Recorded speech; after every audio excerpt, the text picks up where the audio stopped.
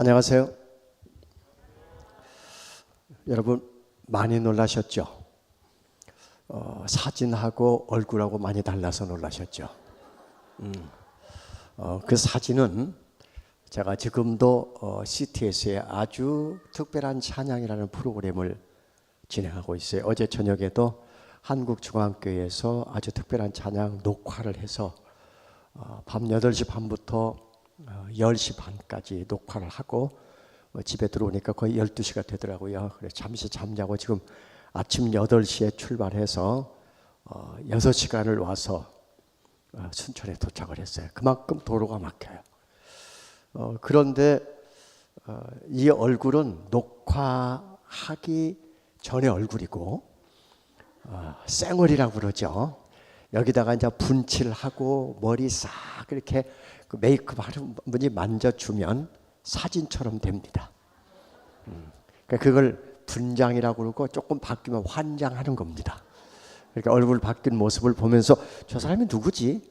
접니다. 오늘 지금 계속 들어오시는데 들어오시는 분들에게 오늘 또 함께 하실 하나님이 주실 은혜를 생각하면서 이제 제가 진행하는 집회를 인도하도록 하겠습니다.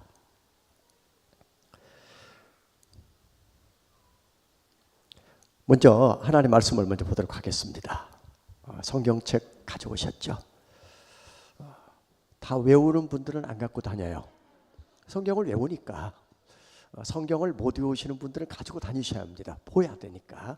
그래서 오늘은 안 봐도 되도록 해놨습니다. 여기 보면 오늘 아까 초기 화면 올려주시면 거기에 하나님 말씀이 오늘 거 기록이 되어 있습니다.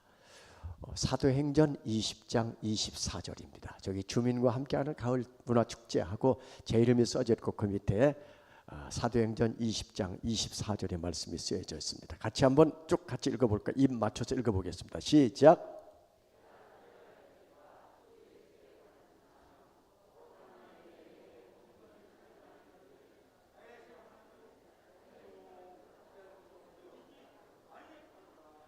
아멘. 기도하겠습니다.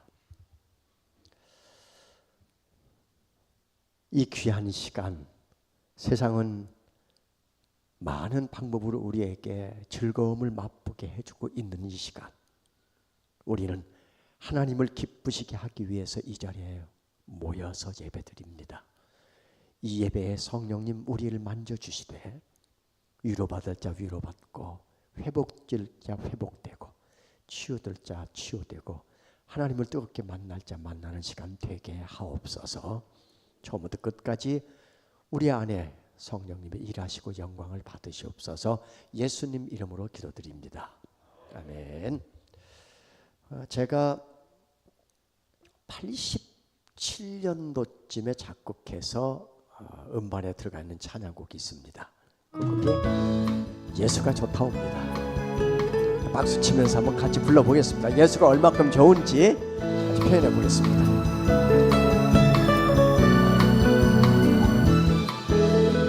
많은 사람들 참된 진리를 모른 채 주님 곁을 떠나갔지만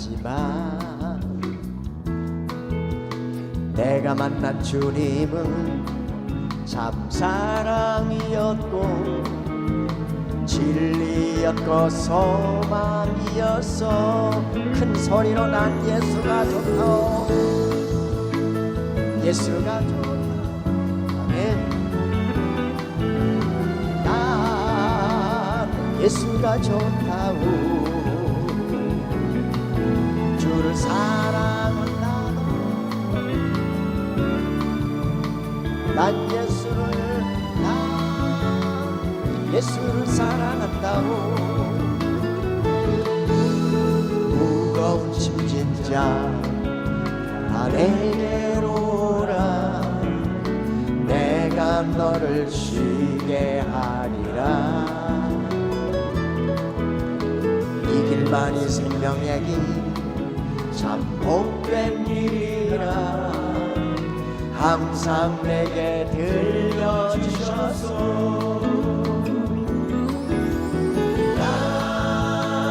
예수가 좋다오.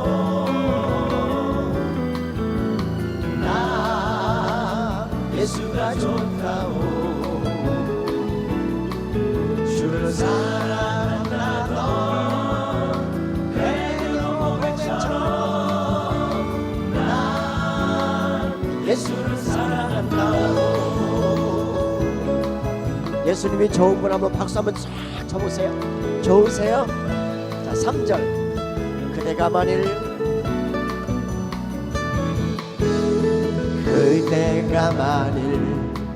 참된 행복을 찾거든 예수님을 만나보세요. 주님으로 인하여 참 평안을 얻으며 나와 같이 고백할 거요. 난 예수가 좋다오. 난 예수가 좋다오. 주를 사랑한다 넌 베드로 고백처럼 난 예수를 사랑한다. 다시 한번 난 예수가 좋다오. 난 예수가 좋다오. 난 예수가 좋다오. 주를 사랑한다 넌 누구처럼 베드로 고백처럼 난 예수를 사랑한다오. 난 예수를 사랑한다오. 난 예수를 사랑한다오.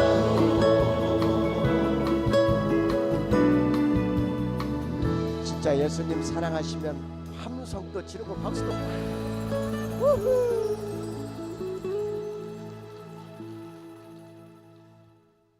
이렇게 살다가 어느 날 주님 품에 안기는 사람들 목사님께서 장례식장에 가서 무슨 메시지를 줄까요? 제가 오늘 장례식장에 갔는데 상주들이 너무너무 얼굴이 밝고 슬픈 기색이 안 보여요. 무슨 일이 있나 하고 물었더니 돌아가신 아버지가 일주일 전에 세례받고 예수님 영접하고 천국 갔대. 이렇게 좋을 수가 없대요. 그럴 거면 그분은 그 일주일 그 이전에 80여 년을 어떻게 살았는지를 한번 되짚어 봐야 돼요. 그렇게 가족들이 전도해도 나처럼 착하게 살고 나처럼 사람들에게 유익이 되게 사는데, 야, 예수 믿는 사람보다 내가 더 착하게 사는데 하나님이 있다면 그 사람 말고 내가 천국에 가야 옳은 거 아니냐. 믿어도 나중에 믿을게. 그 나중에 결국 죽기 일주일 전이에요. 그 많은 세월을 예수 믿으라 해도 안 믿는데 그렇게 예수 믿고 갔대요. 그렇게 가족이 좋아해요. 그러면 평생을 신앙생활을 하면서 이렇게 살다간 여러분이 천국 가면 가족들이 울 이유가 없어야 되는데 가면 다 울어. 왜 그렇게 우는지 몰라. 저는 그 상황을 보면서 한 가지 의문부가 생겨요.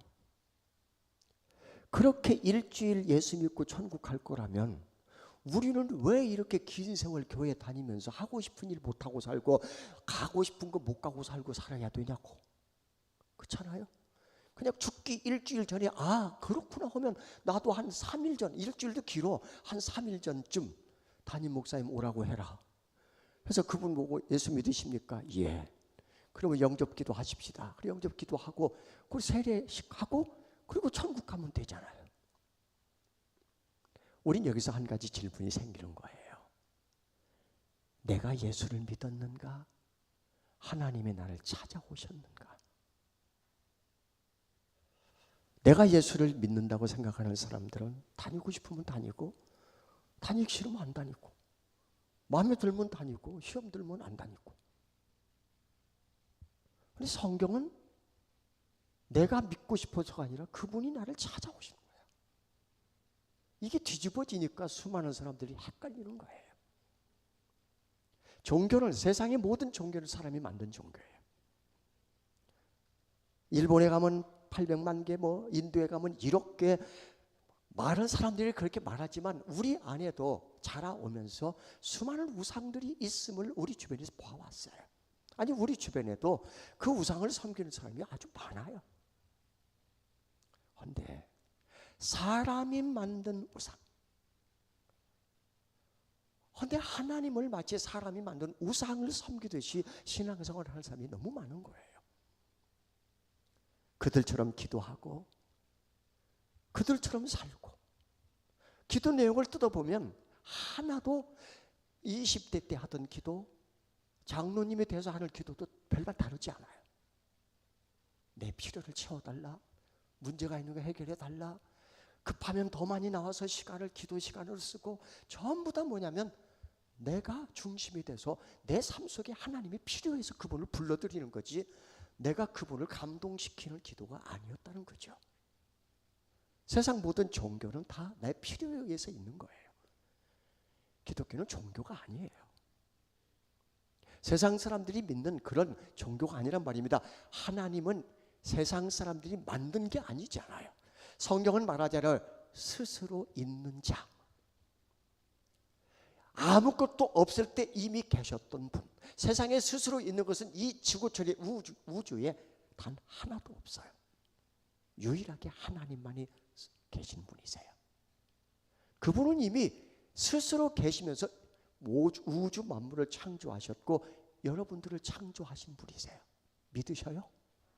옳은 이야기하면 가끔씩 아멘도 하세요. 이게 뒤집어지면 안 된단 말이죠. 세상 얼마나 많은 사람에게 복음을 전해도 받아들이지 않는 이유는 그 하나님이 없다고 여기기 때문이 아니겠습니까? 그런데 여기 오신 분들은 하나님이 있다면서요. 그 있다고 한 여러분들이 어느 날 예수 믿고 가다가 숨이 멎어서 천국에 갔는데 왜 울어요? 울 이유가 없잖아요. 오히려 거기가 축제여야 되잖아요. 그리고 우리는 진짜 불러야 할 찬양이 거기서 있는 거예요. 그런데 목사님이 그 장례식장에 가서 그 장례식을 예배를 집도하면서 불편한 얘기를 많이 해야 돼. 없는 이야기도 만들어야 돼. 원래 목사님 그렇죠? 안 그렇게 살았어. 그런데도 그렇게 사는 것처럼 얘기를 해줘야 되는 거야. 그게 얼마나 불편해요. 사람이 봐도 아닌데 하나님이 볼 때는 우리가 어떻게 살았는지를 너무나 잘 알잖아요. 찬양 한 곡이 중요한 것은 이 찬양에 들어있는 이 가사가 내 삶의 내용이 되고 주제가 돼서 살아내야 돼요. 그래야 그 찬양이 능력 있는 거지. 찬양이 무슨 예쁜 소리로 아름답게 불러서 많은 사람에게 그 좋은 노래를 들려주는 것이 찬양이 아니란 말이죠. 그 찬양은 내 삶 속에서 내가 살아내야 할 삶의 내용이 돼야 돼요. 그게 능력이 되는 거예요. 지금 부를 곡이 그런 곡입니다. 해같이 빛나리. 이 찬양은 97년에 써진 곡이에요. 이 찬양 안에는 우리가 살아가야 할 삶의 내용들이 쭉 들어있어요. 이렇게 살고 가는 거예요. 이게 신앙생활이지 않습니까? 옆 사람 축복하면서 이렇게 살고 있는 분들을 서로 우리 격려해 주십시다. 당신의 그 섬김이 전국에서 해같이 빛나리. 당신의 그 겸손이 전국에서 해같이 빛나리. 당신의 그 믿음이 전국에서 해같이 빛나리. 당신의 그 충성이 전국에서 해같이 빛나리. 주님이 기억하시면 좋다리. 예수님 사랑으로 가득한 곳에 천사도 흠모하는 아름다운 그 모습, 천국에서 해같이 빛나리. 이번에는 원로 목사님이나 목사님, 장로님들 계시잖아요. 권사님들 계시잖아요. 소중하게 주의 일에 쓰임 받는 교회 안에 중직자들과 오늘 여기 오신 모든 분들 축복하겠습니다. 여기 당신에다가 목사님 이름, 권사님 이름, 장로님 이름을 넣어보겠습니다. 먼저 우리 목사님들 축복합니다. 목사님의 그 순종이 전국에서 해같이 빛나니, 장로님의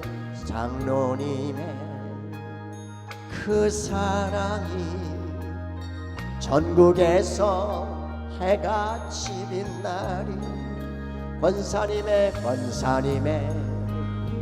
그 찬송이 전국에서 해같이 빛나니, 집사님의 그 헌신이 전국에서 해같이 빛나니, 주님이 기억하시면 좋가리, 불타는 사랑으로 가득 찬 곳에 천사도 흠모하는 아름다운 그 모습, 천국에서 해같이 빛나리, 주님이 기억하시면 좋가리, 불타는 사랑으로 가득 찬 곳에 천사도 흠모하는 아름다운 그 모습, 천국에서 해같이 빛나리, 천국에서 해같이 빛나리, 천국에서 해같이 빛나리.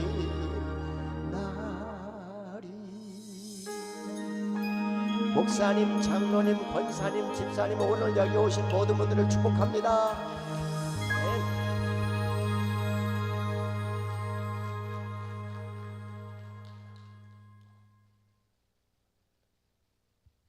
세상 사람들은 우리에게 질문을 합니다. 너는 누구냐? 누군가 내게 너는 누구냐라고 물을 때 여러분들은 가장 쉽게 명함을 내밉니다. 나 이런 사람이야. 오늘 여기 오신 분들에게 누군가가 너는 누구냐라고 물으면 뭐라고 말합니까? 나는 대학 교수야. 나는 연예인이야. 나는 유명인이야. 뭔가 좀 자기 신분이 남들보다도 좀 높다 싶으면 힘이 있지요. 설명하는 데도 힘이 있지요. 배우지 못한 사람, 가진 것이 없는 사람, 아니면 누군가에 자랑할 것이 없는 사람들은 나야 뭐 어디 가서도 자랑할 것이 없는 그런 부족한 부분들을 숨기고 싶어하는 분들이 우리 아닙니까? 너는 누구냐? 이 질문을 들을 때 불편을 느끼는 사람도 있고, 어떤 자존감을 크게 느끼는 사람도 있을 겁니다. 사람들이 물을 때 너는 누구냐와, 그렇다면 바꾸어서 하나님이 우리에게 물을 때 너는 누구냐? 라고 물으면 여러분들 뭐라고 말하겠습니까? 회사의 사장님이 여기 계시다면 회사 사장인데요, 내가 대표입니다. 하나님이 묻는 것은 회사의 대표라는 것을 묻는 게 아니지 않습니까?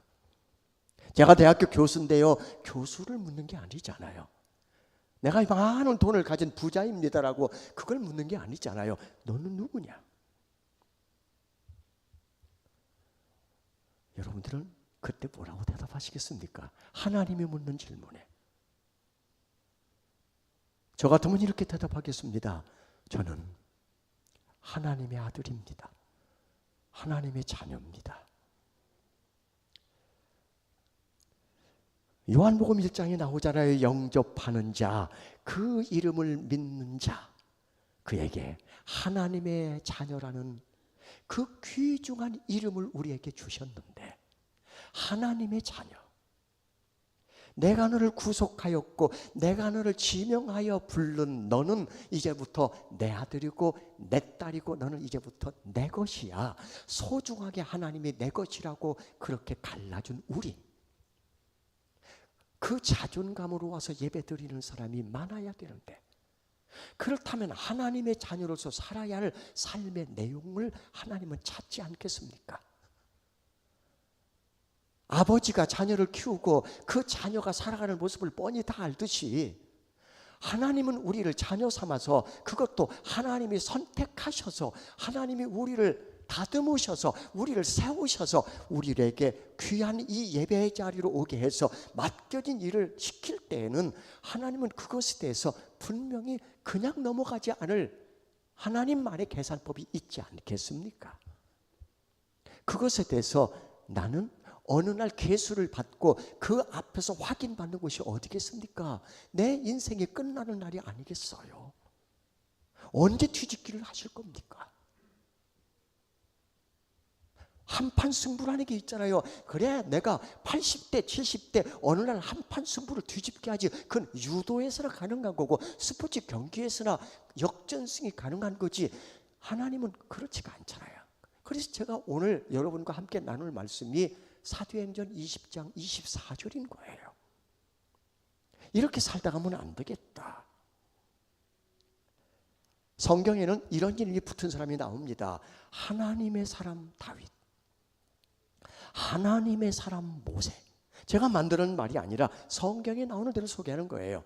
하나님의 사람 엘리사, 하나님의 사람 엘리야, 하나님의 사람. 저는 여기 계신 모든 분들이, 목사님, 장로님을 비롯해서 여기 예배당에 와 있는 모든 분들, 적어도 이 은성교회에 속해 있는 모든 분들의 그 삶 안에는 앞에 하나 붙어 있는 호칭, 하나님의 사람 누구? 그렇게 살다가 하나님 앞에 가면 많은 사람들에게, 이 땅에 남겨진 자들에게 성경에 기록된 대로 하나님의 사람 누구가 이 땅에 살다 갔다. 저는 그런 호칭이 있었으면 좋겠어요. 그렇다면 하나님의 사람이 살다 가는 것이 어떻게 사는 건가? 그래서 쓴 곡이 당신은 하나님의 사람입니다. 이 곡 안에는 어떻게 살아가는 사람들이 하나님의 사람인가 하는 내용이 들어있어요. 그래서 제가 이 곡을 여러분과 함께 부르면서 축복을 해드리도록 하겠습니다. 당신은 하나님의 사람.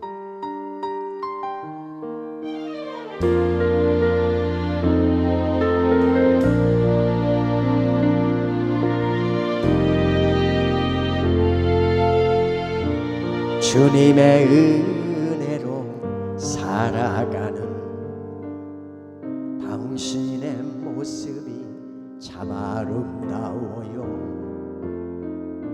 주님의 사랑을 나누어 주는 당신의 모습이 너무 아름다워요. 말씀에 순종하며 살아가는 당신의 믿음이 참 아름다워요. 주님이 맡긴 사명 감당 잘하는 당신의 모습이 너무 아름다워요. 하나님을 감동시키고 세상을 변화시키니 당신은 이 세상에 필요한 사람, 하나님이 좋아하는 사람, 당신 때문에 어두운 세상이 사랑으로 가득 차지요. 당신 때문에 하나님께서 영광 받으시지요.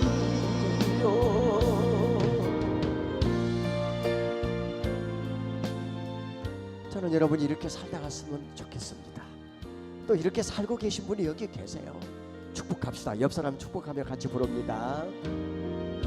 주님의 은혜로 살아가는 당신의 모습이 참 아름다워요.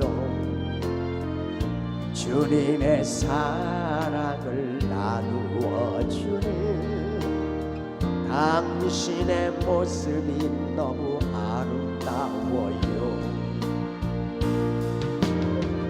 하나님을 감동시키고 세상을 변화시키니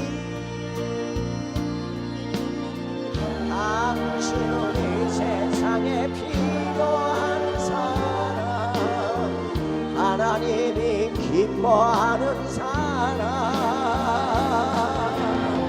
당신 때문에 얻은 세상이 찬양으로 가득 차지요. 당신 때문에 하나님께서 더 영광 받으시지요.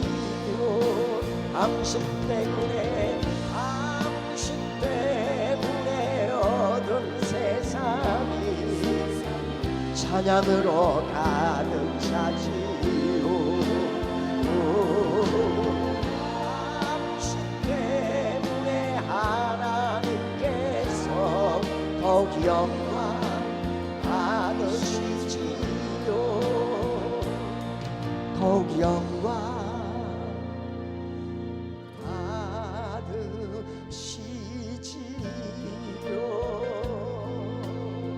하나님의 영광.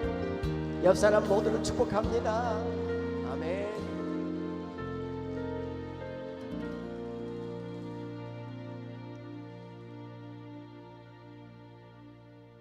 옆에 있는 분에게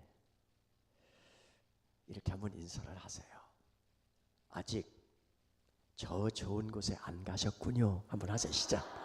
시작.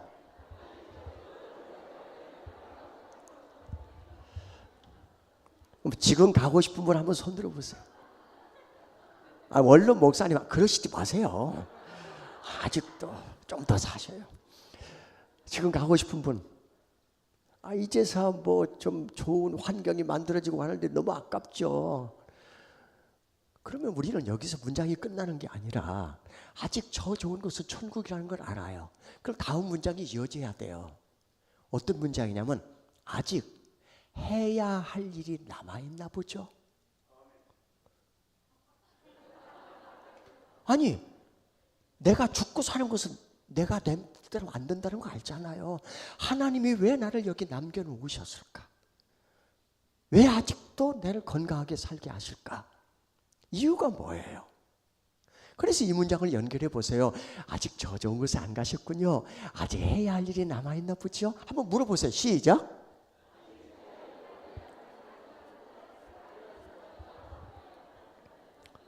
그러면 해야 할 일이 뭔지도 한번 물어보세요. 뭔 할 일이 남아있기에 아직 하나님이 안 데려가셨을까? 스스로 한번 자가 진단을 해보세요.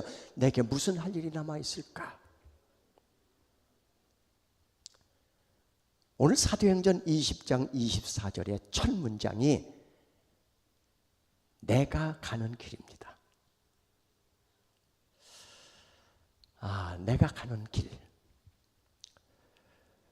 오늘 여기 오신 여러분들은 지금까지 모든 인생의 일들을 본인이 다 결정하고 온 분들입니다. 뭐 기도하면서 하나님의 뜻을 따라왔다고 하지만 거의 대부분을 다 내가 선택해서 온 길입니다.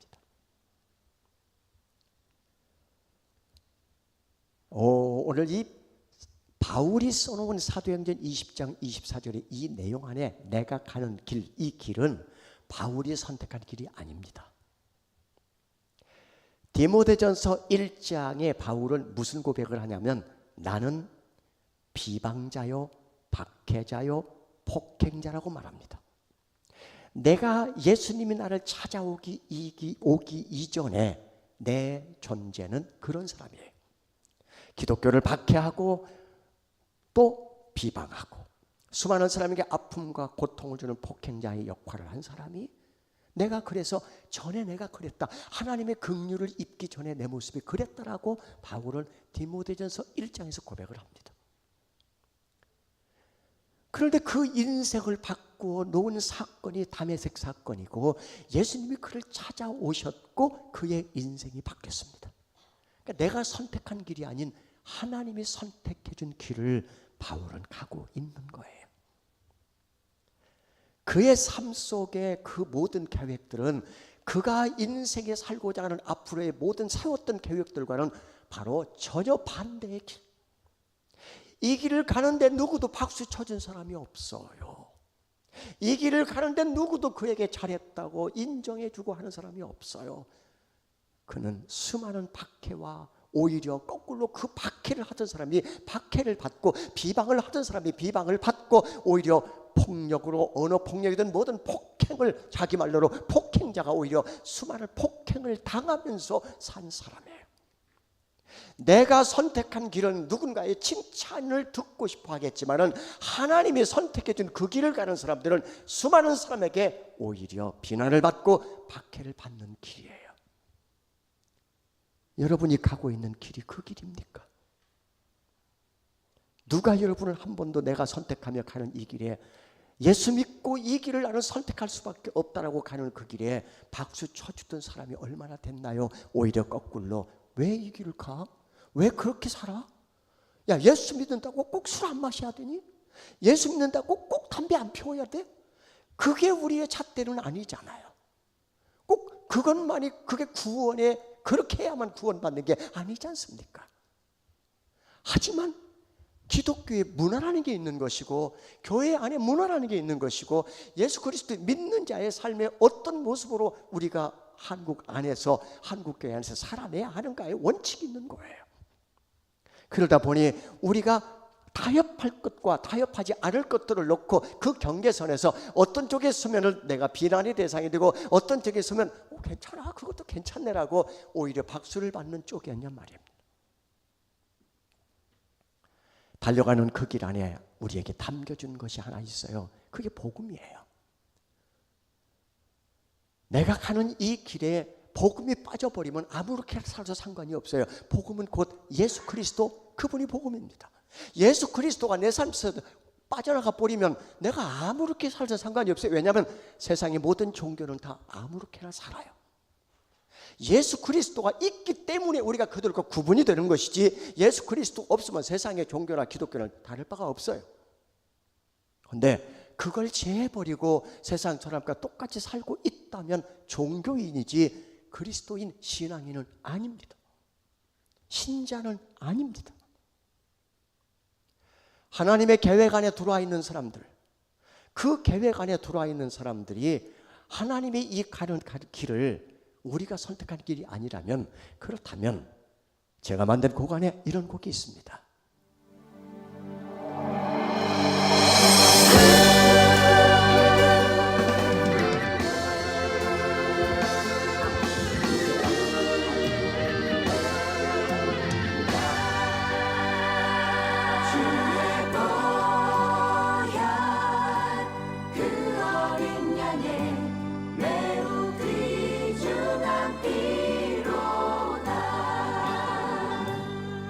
주의 십자가 보혈 아니면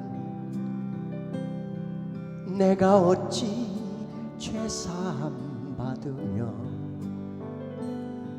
주의 십자가 보혈 아니면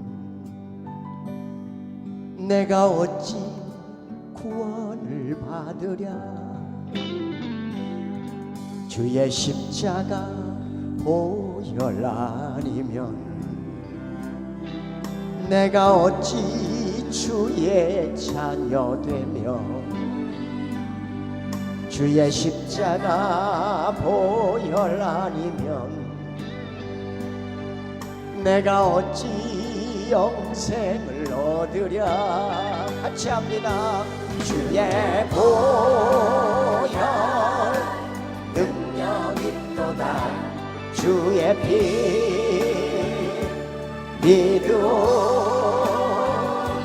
주의 보혈 그 어린 양의 매우 귀중한 피로다. 주의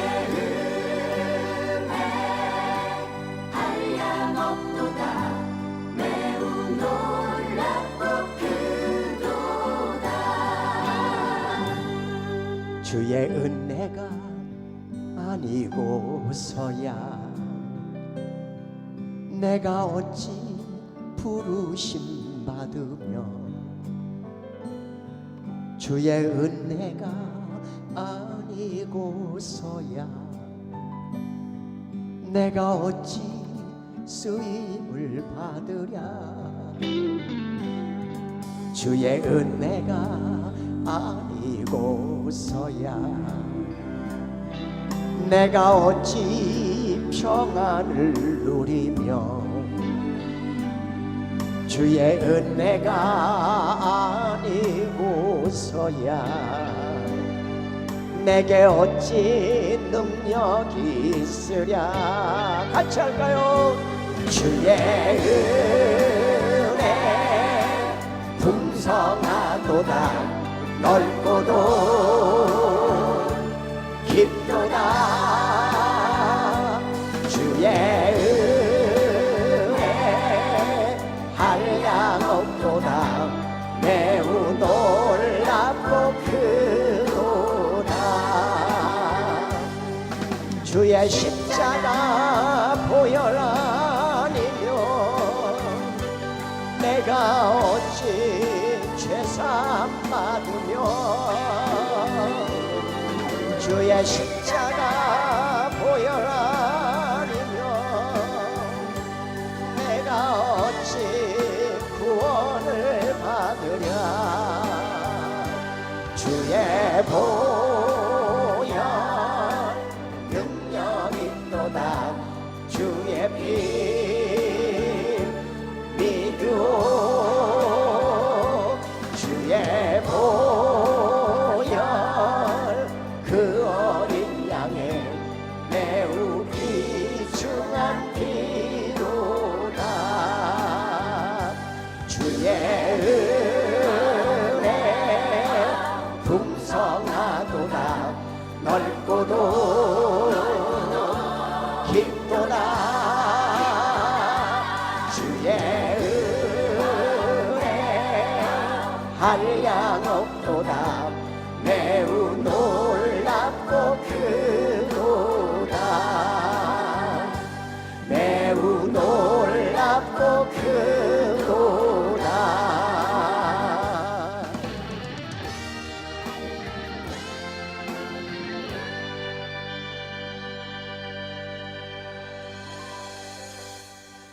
주의 십자가 보혈이 아니라면 내가 어찌 여기 서 있으랴. 내가 달려갈 길, 내가 가고 있는 이 길, 저도 제가 선택한 길이 아닙니다. 저는 고등학교에서 20년 넘게 교직에서 학생들을 가르쳤어요. 제가 가르치는 과목이 국어입니다. 저는 음악교사가 아니에요. 수학교사도 아니고 영어교사도 아니고 가장 중요한 과목 국어예요. 가장 중요한 과목. 국어도 못하는데 무슨 수학 잘한다고? 국어도 못하면서 영어 잘한다고? 국어를 해야 돼. 국어 과목이에요. 그런데 지금 40년, 42년째 저는 수많은 가스펠송 복음성가를 작곡했고 지금 몇 년 전에 벌써 10,000회의 집회를 넘길 만큼 수많은 교회에서 집회를 인도했어요. 낮에는 학생들을 가르치고 저녁에 집회하고 낮에는 학생들을 가르치고 저녁에 집회하고 그게 20년 동안 교직에 있으면서 20년 동안 똑같이 그렇게 낮밤으로 사역을 했어요. 이거를 누가 박수 쳐주고 칭찬해 주겠습니까? 금년 봄인가요? 가족들이 모인 자리에서 43살 된 제 큰아들이 저한테 그러더라고요. 아버지, 저는 아버지와 어렸을 때 아름다운 추억이 하나도 없습니다. 저는 제 아들, 지금 이제 그 아들 손자가 초등학교 5학년이에요. 그 아이를 가르치면서 그래서 저는 제 아들과 할 수 있으면 추억을 많이 만들어주고 좋은 시간을 가지려고 애를 씁니다. 많이 아프더라고요, 마음이. 미안하다고 그랬습니다. 제가 아들아 미안하다. 제가 어디 가서 밤새 술 마시느라고 아이들하고 못 놀아줄 게 아니거든요. 제가 제 하고 싶은 일을 하다가 아이들하고 못 놀아주고 여행을 못한 게 아니거든요. 아내는 아내대로 남편이 늘 밖으로 나가고 방학이 되면은 기타나 울부짖고 해외에 나가서 한 달씩 집회하고 들어오고, 밀린 집회는 방학 때, 그리고 평소에는 늘 밖으로 나가서 사역하고 하나님 일을 하고 그렇게 달려나가는 남편을 보면서 박수 쳐줄 아내와 자녀들이 누가 있겠어요? 형제가 좋아하겠어요? 친구가 좋아하겠어요? 제가 선택한 길이 아니기 때문에 저는 그렇게 가족들에게도 이렇게 하면 안 되는데도 불구하고 그렇게 살았던 거예요. 우리 집엔 예수 믿는 사람이 아무도 없어요. 어머니가 16살에 시집으로 오셨는데 시어머니가 대물림하는 게 무속신앙이에요. 아버지가 저를 51살, 어머니가 43살에 막내를 낳아주셨어요. 그 시대에 제 나이 때 막내로 50살 넘은 사람이, 자식 낳는 사람이 어디 있어요? 그때 돌아가실 때가 얼마 안 남았는데, 그때는 수명이 길지가 않았잖아요. 그런데도 하나님은 그 가정에 저를 태어나게 해야 할 이유가 있기 때문에 태어나게 했겠지요. 아버지는 그를 모르고 어머니도 그를 모르시는 집이에요. 무슨 믿음의 가정, 몇 대째 믿음의 가정, 목사님, 장로님, 권사님의 가정에서 먹고 살 만큼 여유가 있어서 음악을 공부시켜서 훌륭한 어떤 작업을 해서 노력을 해서 훌륭한 재능을 갖추게 해서 여기 세워진 게 아니란 말입니다. 제가 선택한 길이 아닌 하나님이 이미 선택해 준 길. 예레미야에서 1장 5절은 예레미야에 대해서 이렇게 언급을 합니다. 예레미야야, 내가 너를 모태에 짓기 전에 이미 알았고 너를 어머니의 태중에서 출산되기 전에 내가 너를 이미 구별했다, 성별했다. 그리고 따라 나오는 말이 내가 너를 열방의 선지자로 세웠노라. 선지자란 말은 하나님의 뜻을 알리는 사람, 이게 선지자예요. 그러면 하나님의 마음과 하나님의 뜻을 알리는 사람으로 이미 예레미야는 어머니의 모태 뱃속에 지어지기 전에 하나님께서 구별해 놨다, 하나님께서 이미 알고 있었고 선별했다. 이게 예레미야에 대한 이 기록입니다. 어찌 성경이 예레미야 한 사람만 이렇게 얘기를 하겠습니까? 김석균 얘기도 똑같습니다. 석균아, 내가 글도 모르고 그 가난하게 살며 그 어렵고 힘든 가정에 태어나서, 그것도 막내로 태어나 아버지가 제 나이 9살 때 뇌졸중 중풍으로 쓰러지셔서 18살 때 세상을 떠나셨어요. 그 가난 속에서 어떤 가정의 지원도 받지 못한 채 힘들고 어려운 인생을 살아가는 그 가정에 태어나게 하신 이유도 하나님은 아셔요. 어머니의 뱃속에 지어지기 전에 하나님은 저를 아셨고 그 가정에 태어날 수밖에 없는 이유와 그렇게 자라서 오늘 여기 세워지는 모든 계획은 다 하나님 손 안에 있었다는 이야기를 해드리는 거예요. 어찌 제 인생만 해당이 되겠습니까? 여러분에게도 동일합니다. 내가 너를 1980년, 90년, 2000년, 2010년, 2020년대 찬양 사역자로, 작곡자로 내가 너를 세워서 내가 하나님의 마음, 하나님의 생각을 알리는 통로로 내가 너를 사용하겠노라. 이게 하나님의 계획 아니겠습니까? 그래서 여기 안에 나의 달려갈 길과 주 예수께 받은 사명이라는 단어가 등장합니다. 예수 그리스도의 복음이 내 안에 들어와 있는 자에게는 모두가 다 사명이 있는데, 그 사명이라는 단어는 많은 해석이 있지만 가장 좋은 해석은 이 문장입니다. 하나님의 설계대로 사는 것. 하나님은 나를 찾아오셨을 때 나를 통해서 하고 싶은 일이 있었어요. 음악을 좋아하는 사람에게는, 찬양을 잘하는 사람에게는 그걸로, 지식이 머리가 뛰어난 사람에게는 하나님을 더 많이 알게 하셔서, 돈을 많이 모을 수 있는 사람은 돈을 모아서 하나님의 생명을 살리는, 즉 예수 그리스도의 이 복음을 온 세상에 전달하는 통로 역할을 할 사람이, 하나님이 쓰고 싶은 그 사람이 바로 여러분 한 사람 한 사람이었음을 성경은 말해주고 있는 거예요. 20대도 하나님은 계획이 있었고 30대, 40대, 50대, 60대에 하나님의 설계도가 있었어요. 하나님의 저를 50대에 그 직장에서 이렇게 바쁘게 분주하게 밤낮으로 사는 저를 하나님이 이제 그만하고 나와라. 이건 제가 선택한 길이 아니에요. 50이 되던 나이에 오살리 기도원에 올라가 한 가지 기도 제목을 갖고 올라갔어요. 하나님, 내 인생에 50부터 60까지 그 5자가 붙어있는 그 인생에 하나님의 설계가 무엇입니까? 하나님이 하시고 싶은 일이 저를 통해서 그것이 무엇입니까? 그걸 물으러 올라간 거예요. 이런 바보 같은 사람이 어디 있어요? 아니 뭘 달라고 올라가든지 문제를 갖고 올라가지. 50대 하나님이 내게 무슨 일을 하고 싶은 일을 물으러 올라간 거예요. 이 길을 맞습니까? 이렇게 가는 것이 옳습니까? 이 길을 계속 가야 합니까? 학교를 그만둬야 합니까? 어떻게 해야 하나님이 제게 원하는 일입니까? 하나님의 계획을 물으러 올라간 거예요. 우리 인생이 살다 가지만 하나님은 50대, 60대, 70대 계획이 있어요. 하나님 아무도 알려주지 않았지만 하나님이 하시고 싶은 대로 저를 학교를 나올 수밖에 없게 하셨어요. 그 얘기 오늘 다 이 얘기가 길어서 못합니다. 그리고 2001년부터 하나님이 제 인생에 펼쳐놓은 것이 방송이에요. 한 번도 꿈꾼 적이 없어요. 이 비주얼로 무슨 방송입니까? 그런데 저를 방송으로, 아니 마치 기다렸다는 듯이 저 아니면 안 되는 것처럼 계속 PD들이 와서 목매다는 거야. 이 방송 해주세요. 그게 내 영혼의 찬양이라는 프로그램입니다. 그게 14년 방송을 했어요.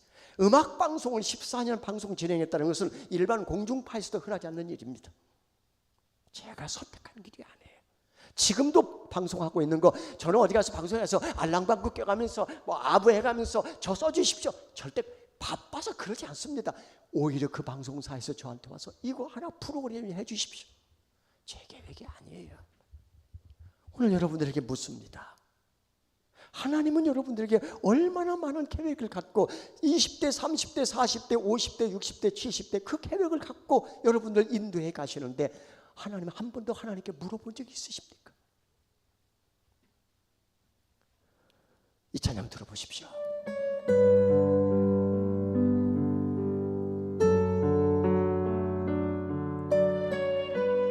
하나님 계획은 정말 오묘하십니다. 국어 선생을 데려다가 작곡하게 만들고, 미술 선생을 데려다가 체육하게 만들고, 다양한 거예요.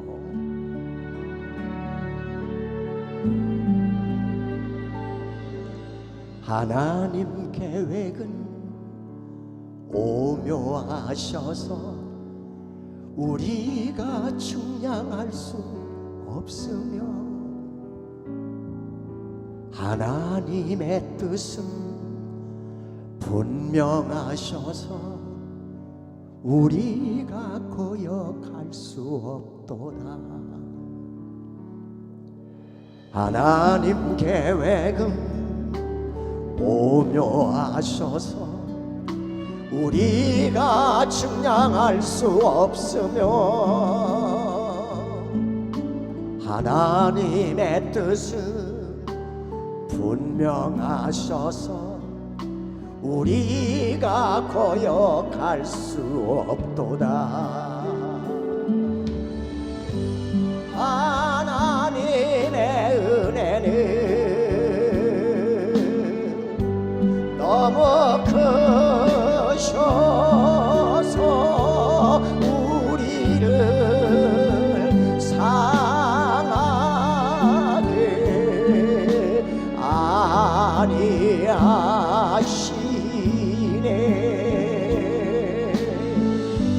하나님의 약속은 변함없어서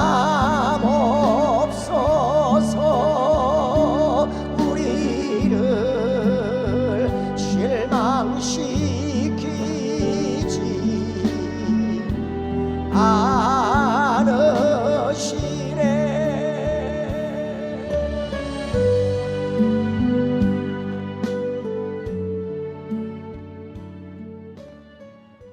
하나님 계획은 오묘하셔서 우리가 다 측량할 수가 없어요. 그게 위대하신 하나님이에요. 성경은 리더십 하면 모세, 영성하면 다윗, 열정하면 바울, 많은 인물들을 세워놨습니다. 그리고 우리 설교를 들으면서 위대한 그 믿음의 선배들을 늘 이름을 듣습니다. 모세나 다윗이나 다니엘이나 아니면 신학에 들어와 바울이나, 이들이 위대한 삶을 산 것은 이들이 위대해서가 아닙니다. 다 흠이 있는 투성이들 아닙니까? 뭐 그리 대단한 사람들입니까? 헌데 위대하신 하나님의 손에 붙잡혀 가니까, 위대하신 하나님이 세워서 그를 사용하시니까 그게 위대한 인생을 산 거 아닙니까? 제가 이 보잘것 없는 저희가 많은 교회 가면 어떻게 그런 곡을 쓰셨어요? 어떻게 그런 작품을 쓰셨어요? 아니, 저는 한 일이 없어요. 제가 얘기했잖아요. 작곡을 전공한 사람이라면 뭔가 실기하고 연습하고 어떤 패턴을 갖고 적용해서 그 멜로디 만들어서 그렇게 작업하면 됩니다. 그런데 저는 그런 작업해서 그렇게 작업하는 사람이 아니에요. 하나님이 저를 붙잡고 가시고 그분이 저를 인도해 가시고, 그러면서 이 가사의 끝부분에 이게 나오잖아요. 하나님의 약속은 변함없어서 우리를 실망시키지 않으신다. 똑같은 가사가 또 있지요. 최영덕이 쓴 가사 중에 하나님 한 번도 우리를 실망시킨 적 없으시고, 하나님의 계획 안에 있는 자들, 하나님이 쓰시는 사명자들, 생명까지도 아까워하지 않으며 이 길을 가고 있는 하나님의 사람들에게 하나님이 할 수 있는 펼쳐놓으신 그 일들은 바로 신실하다는 그 문장을 그대로 이루어 가시는 거예요. 민수기 23장에 있는 말씀 그대로 하나님은 사람이 아니시니 거짓말을 하지 않으시고 인생이 아니시니 후회가 없으셔요. 그분은 약속하신 것을 그대로 실행하시는 분이시잖아요. 그렇다면 그 하나님이 우리 삶 속에서 어떤 일을 하셨는지를 한번 이 찬양을 불러보시자고요. 같이 고백을 해보시자고요. 하나님 한 번도 나를 실망시킨 적 없으시고 언제나 공평과 은혜로 나를 지키셨네. 오 신실하신 주, 오 신실하신 주, 내 너를 떠나지도 않으리라, 내 너를 버리지도 않으리라. 약속하셨던 주님, 그 약속을 지키사 이후로 또 영원토록 나를 지키시리라 확신하네. 같이 합니다. 지나온 모든 세월들 돌아보아도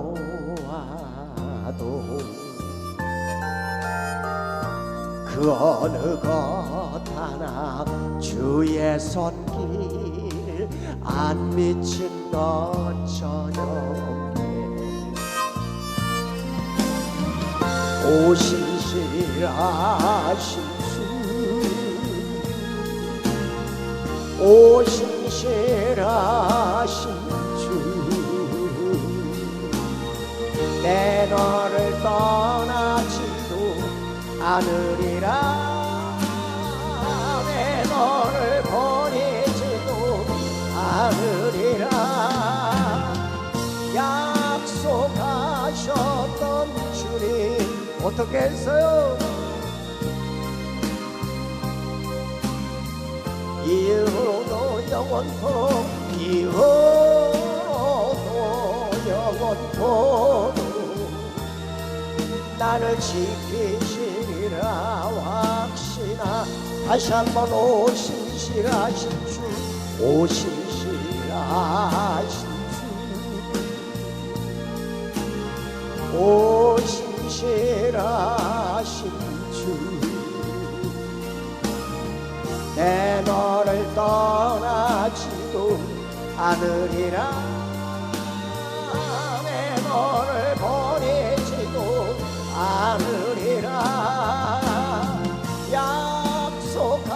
약속하셨던 주님, 그 약속 사역을 지키사 이후로도 영원토록 나를 지키시리라 확신하네.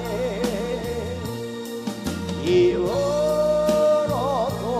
영원토록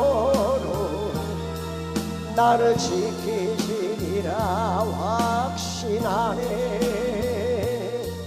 나를 지키시리라 확신하네.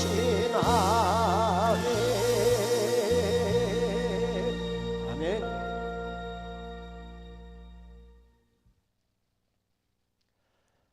이 찬양 가사대로라면 이렇게 사역의 길을 가는 자들, 내 안에 복음을 담고 예수 그리스도가 내 삶의 주인이 되어 이분을 전달하러 수많은 현장에 달려가는 사람들에게는 어려움과 역경이 없어야 합니다. 그럴까요? 저는 이미 20대 후반에 이 사역의 길을 가도록 하나님이 부르셔서,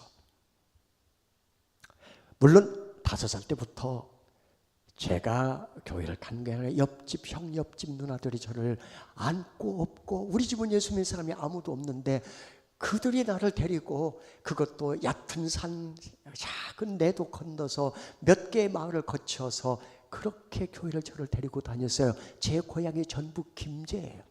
아버지가 김제로 머슴살로 오셔서 거기서 정착하셨기 때문에 김제가 고향인 거예요. 아버지가 먹고 살 방법이 없어서 그래서 거기 와서 시작이 머슴살이에요. 그렇게 해서 시작된 제 인생에 한 번도 5살 이후부터, 그때 기억이 다 생생하게 나잖아요.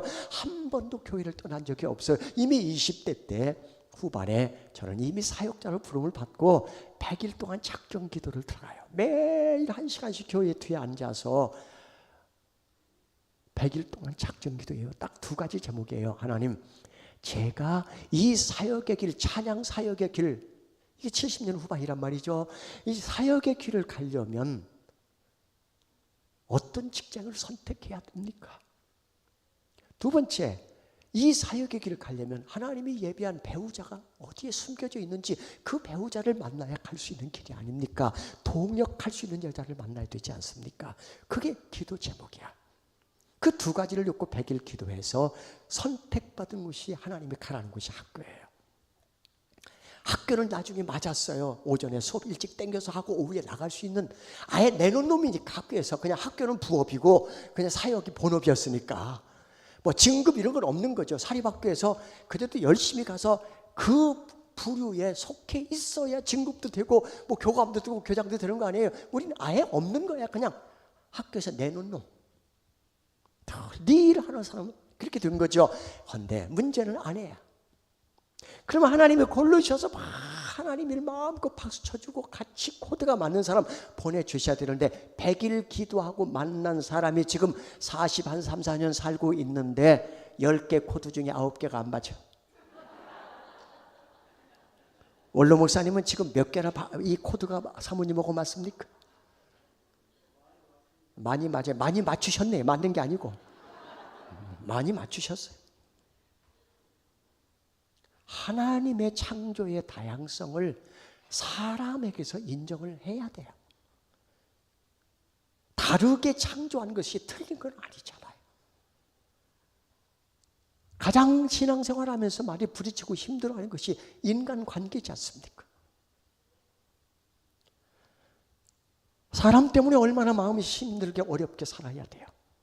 우리도 다 맞췄어요. 이제 10개 다 맞춰서 이제는 뭐 그냥 눈빛만 봐도 알아요. 아닌 거, 그 사람이 듣고 싶지 않은 말 안 하면 되고, 하지 말라는 거 안 하면 되잖아요. 그렇게 맞춰서 하는 거지, 맞아서 맞은 게 아니야. 그냥 맞춰서 하는 거지.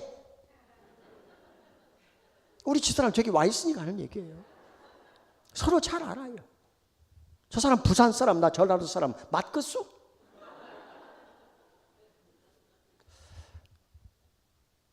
우리가 가는 이 길에 제 아내를 준 것 때문에 얼마나 제가 많이 다듬어졌겠어요. 얼마나 많이 제가 내려놓고 포기해야 되겠어요. 얼마나 내가 많이 져주고 살아야 되겠어요. 얼마나 내가 많이 서로 품고 살아야 되겠어요. 아내도 마찬가지예요. 아내의 생각과 마음대로 살 수 없는 게 부부잖아요. 신앙생활 해도 사역자도 사명자도 주의 일에 말씀 붙잡고 가도 고난과 역경과 시련은 있기 마련이에요. 그게 없다면 어찌 보면 버려야 할 것 덜 버려지고 내려놓을 것 덜 내려놓고 포기할 것 덜 포기하게 돼요. 광야로 끌고 나갈 때마다 또 하나 내려놓고 광야에서 또 한 번 어려움 당할 때마다 또 하나 포기하고, 그래서 포기한 만큼 내려놓은 만큼 버린 것만큼이 우리의 믿음이고 그 안에 능력이 나타난 거 아니겠습니까? 작년 1월 6일 날 강남 세브란스 병원에서 저는 암 선고를 받습니다. 내 인생에 이런 일이 또 있으려고 하나님이 이렇게 쓰시고 하나님이 데리고 가시고 매일 하나님이 사용하시는데, 제가 1년에 집회가 많을 때는 1년에 400개씩 집회를 했어요. 이 교회는 놀라지 않는 게 특징이야. 하도 놀라운 일을 많이 봐서 그런지, 아니면 김 목사님이, 다진 목사님이 하도 놀래켜서 그런지 놀라질 않네. 사실 제가 직장 생활을 하거나 아니면 이런 개인적인 이런 방송이나 이런 사역을 쭉 해오면서 그 많은 사역을 한다는 것은 이거 지치고 힘들고 어려울 수밖에 없고 아플 수밖에 없고 무너질 수밖에 없는 거예요. 그럼에도 하나님께서 여전히 그 긴 세월, 차를 보통 3년 반, 4년이면 한 대씩 새 차를 교체했어요. 그만큼 많이 이동거리가 많았어요. 그런데 또 단 한 번, 우리는 주로 밤중에 움직였잖아요. 밤에 옛날 다 집회가 밤이잖아요. 그 늦은 밤에도 움직이는데도 단 한 번 교통사고 안 나. 병원에 한 번, 집 근처 병원이라도 정형외과 그런 병원에 한 번 입원한 적이 없어요. 하나님께서 그렇게 다 모든 일정을 소화할 수 있도록, 제가 가고 싶은 게 아니라 교회에서 초청해서 가는 교회를 단 한 번도 집회 펑크를 안 내도록 인도하신 하나님이시지만, 그러나 제가도 여전히 저에게도 여러분과 똑같은 육체를 갖고 살아야 되고 제 안에도 병이 있는 거예요. 아파요. 광야가 있어요. 고난이 있어요. 그날 암 선고를 받고, 그리고 암 수술 날짜를 받아놓고 서울 그 강남 세브란스 병원에서 우리 집까지 차로 한 50분 정도 시간이 걸려요. 이동해 오면서 계속 찬양을 듣는데 한국의 찬양이 제게 안에 쭉 들어와요. 석준아, 내가 너를 얼마나 사랑하는 줄 아니? 내가 너를 얼마나 좋아하는 줄 알아?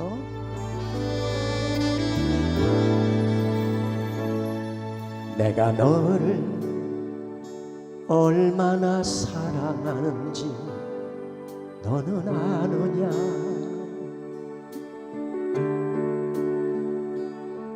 내가 너를 얼마나 좋아하는지 너는 아느냐?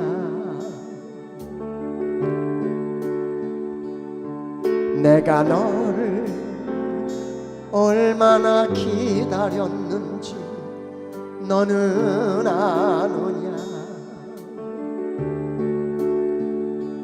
너는 아느냐? 너는 아느냐? 내가 너를 얼마나 사랑하는지 너는 아느냐? 내가 너를 얼마나 좋아하는지 너는 아느냐?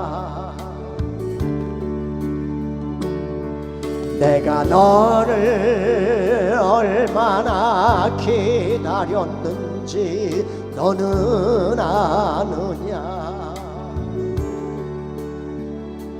너는 아느냐? 너는 아느냐? 내가 너를 살리려 나의 생명을 주어도 내가 너의 수치를 씻으려 나의 생명을 준 것을 너는 아느냐? 나의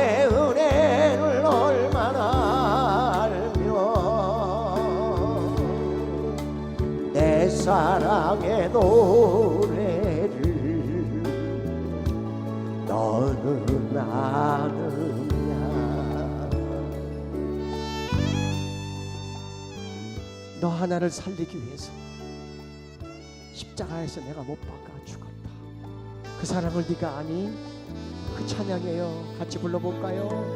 내가 너를 얼마나 사랑하는지 너는 아느냐. 내가 너를 얼마나 좋아하는지 너는 아느냐. 내가 너를 얼마나 기다렸는지 너는 아느냐. 너는 아느냐. 너는 아느냐. 내가 너를 살리려 나의 생명을 주었고 내가 너의 수치를 씻으려 나의 생명을 준 것이 너는 아느냐. 나의 은혜를 얼마나 알며 내 사랑의 노래를 너는 아느냐.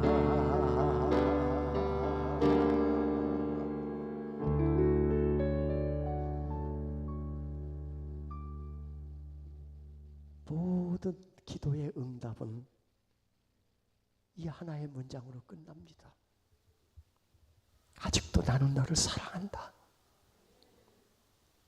자식을 키워본 부모는 알잖아요. 눈에 넣어도 아프지 않을 만큼의 그 아들, 그 딸, 그 아이가 원하는 것이면 어떻게든지 해주려고 하는 것이 부모의 마음이듯이 나를 너무나 사랑하는 내 아버지께서 아들이고 딸인 우리에게 하나님이 베풀어 줄 그 은혜와 사랑은 무궁무진합니다. 그저 하나님은 내가 너를 사랑한다. 그 음성을 듣는 것이 고난의 현장 아닙니까? 우리가 최고의 자리에서 그 음성을 듣는다면 그 음성이 가슴으로 들어와 내 안에서 활짝 내 삶을 바꿔놓는다면 어마무시한 일들을 그 자리에서 해낼 수 있을 거예요. 저는 가끔씩 장애인 아이들을 보면서 그 부모가 그 장애인에게 물려줄 신앙의 유산이 얼마나 큰가를 봅니다. 장애인의 자녀를 둔 엄마는 이런 생각을 합니다. 내가 너보다 오래 살아야 돼.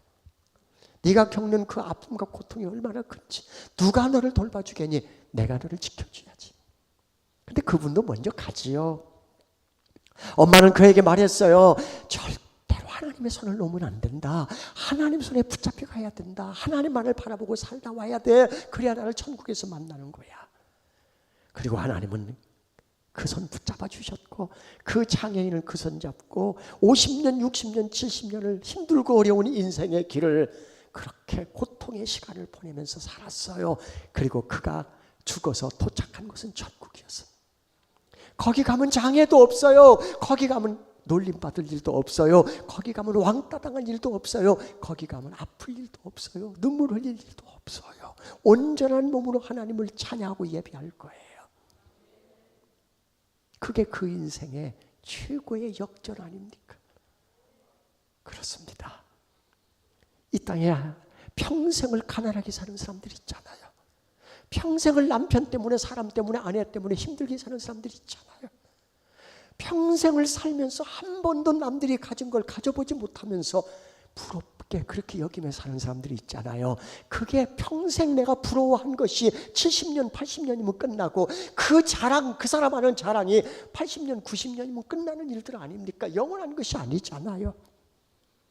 내가 그렇게 부러워하던 거 못 갖고 살고 가난하게 살고 힘들게 살고 어렵게 살았지만 끝까지 주님의 붙잡혀서 주님이 맡긴 그 사명을 감당하고 끝까지 내가 선택한 길이 아닌 주님이 맡겨진 사명을 감당하며 끝까지 도착했더니 주님이 우리에게 던진 말은 애썼다 내 종아, 수고하고 왔다 내 종아, 착하고 충성된 내 종아.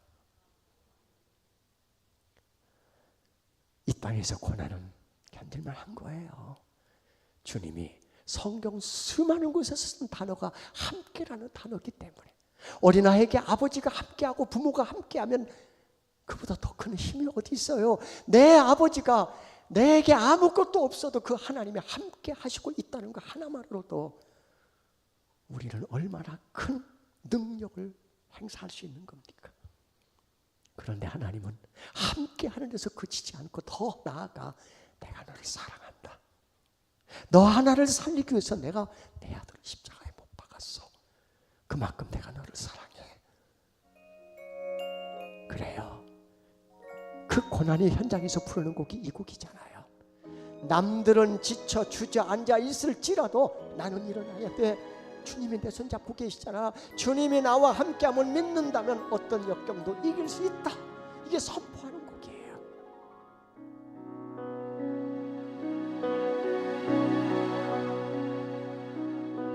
왜 나만 겪는 고난이냐고 불평하지 마세요. 고난의 뒤편에 있는 주님이 주실 축복 미리 보면서 감사하세요. 너무 견디기 힘든 지금 이 순간에도 주님이 일하고 계시잖아요. 남들은 지쳐 앉아 있을지라도 여러분만은 일어서세요. 힘을 내세요. 힘을 내세요. 주님이 손잡고 계시잖아요. 주님이 나와 함께함을 믿는다면 어떤 역경도 이길 수 있잖아요.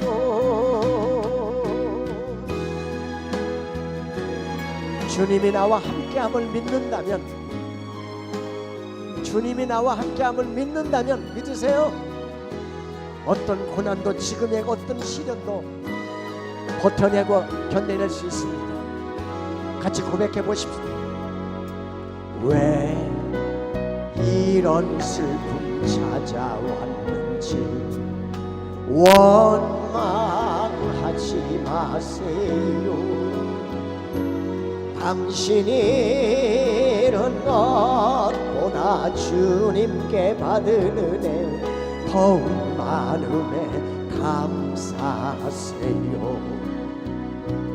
너무 견디기 힘든 지금 이 순간에도 주님이 일하고 계시잖아요. 남들은 지쳐 앉아 있을지라도 당신만은 일어서세요. 힘을 내세요. 힘을 내세요. 주님이 손잡고 계시잖아요.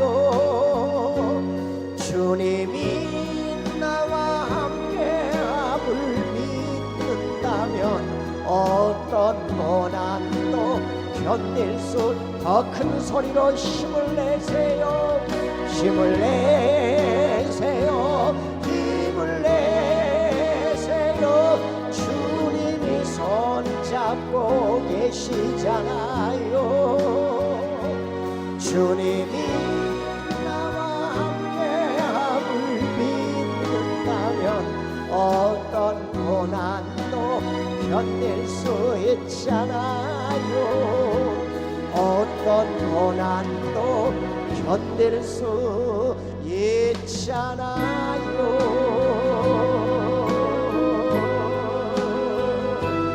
힘을 내라고 옆에 박수 쳐주세요.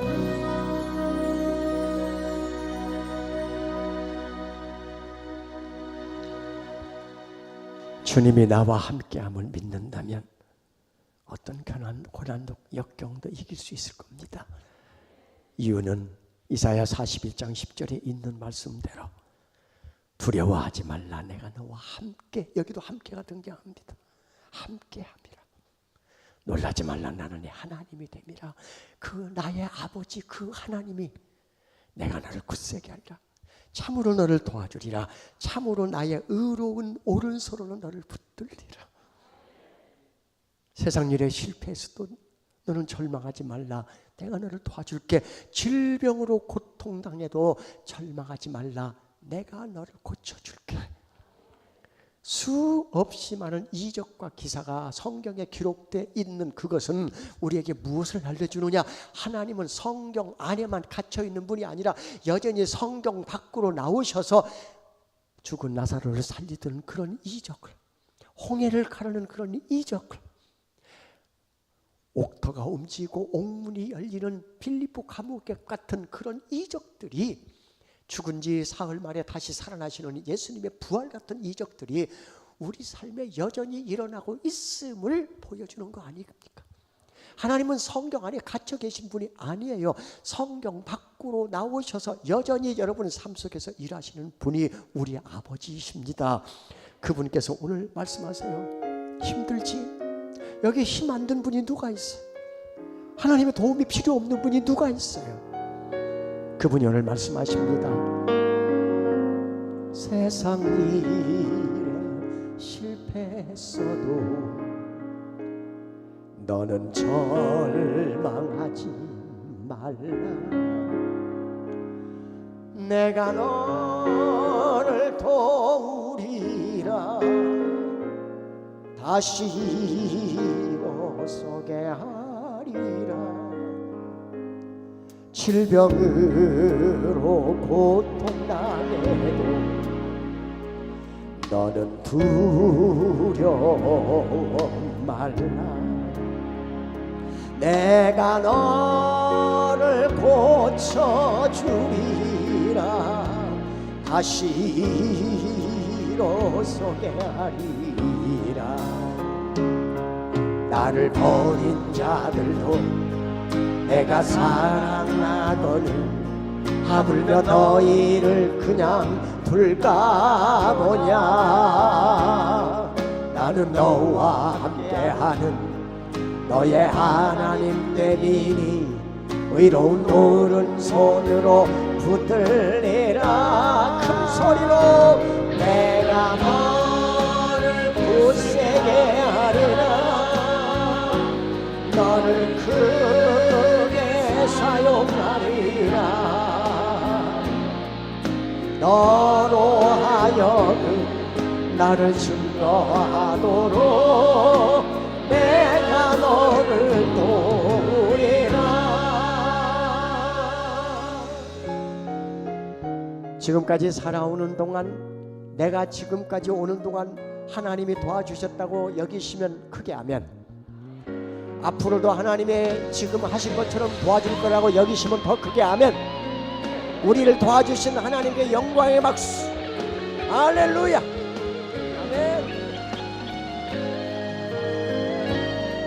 알람 핍박 끊임없어도 너는 낭망하지 말라. 내가 너를 도우리라. 다시 일어서게 하리라. 참지 못할 슬픔이 있어도 기도하며 담대하라. 내가 너를 도우리라. 다시 일어서게 하리라. 감사 눈물 흘리며 믿음으로 간구하는 너희의 기도를 내가 외면하랴. 나는 너와 함께하는 너의 하나님 되니 의로운 모든 손으로 붙들리라. 내가 너를 굳세게 하리라. 너를 크게 사용하리라. 너로 하여금 나를 증거하도록 내가 너를 도우리라. 내가 너를 굳세게 하리라. 너를 크게 사용하리라. 너로 하여금 나를 증거하도록 내가 너를 도우리라.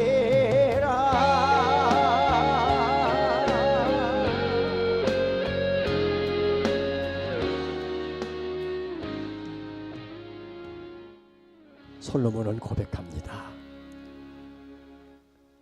사람이 먹고 마시는 것과 수고하여 얻은 낙이 하나님의 선물이라고.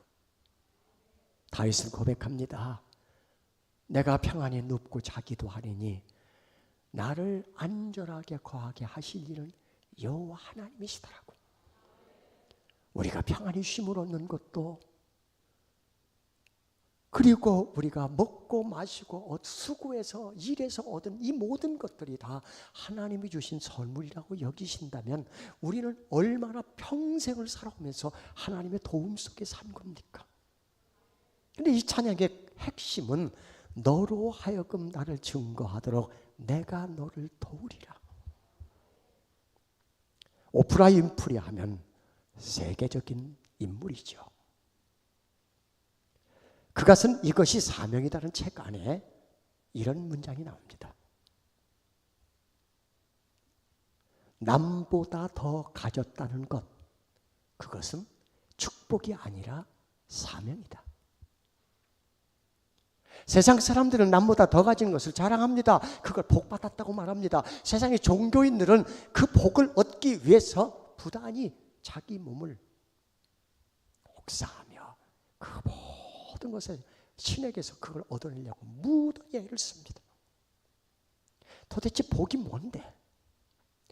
그런데 남보다 더 가졌다는 것이, 그것이 축복이 아니라 그것이 사명이다라고 아는 것, 그것이 여기 모인 그리스도인들의 삶의 지표가 되어야 합니다.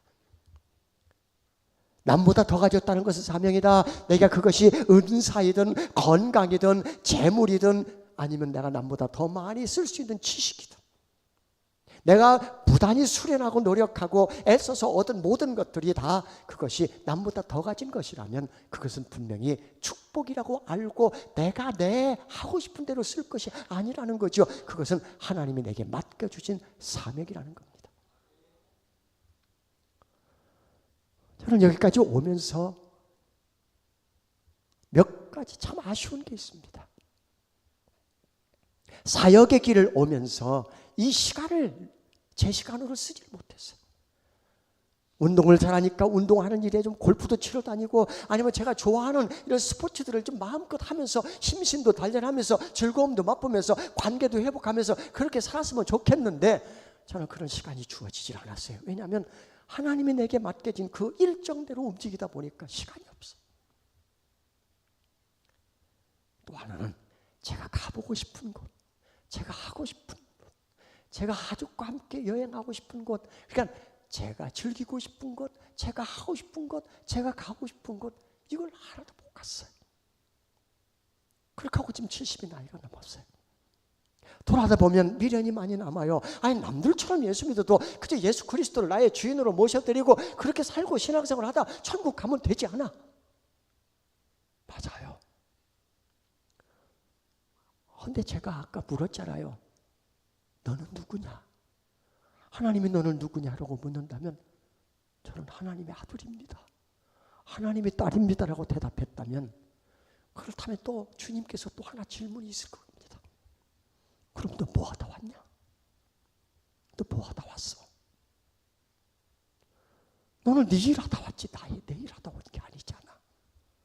너 하고 싶은 일에는 시간도 다 쓰고, 너 하고 싶은 일에는 돈도 다 쓰고, 너 하고 싶은 일에는 재능도 다 쓰고, 그렇게 살다가 내가 정말 너를 통해서 하고 싶었던 일, 생명을 살리는 일, 나는 이걸 통해서 이걸 하기 위해서 너를 일찍 찾아갔는데,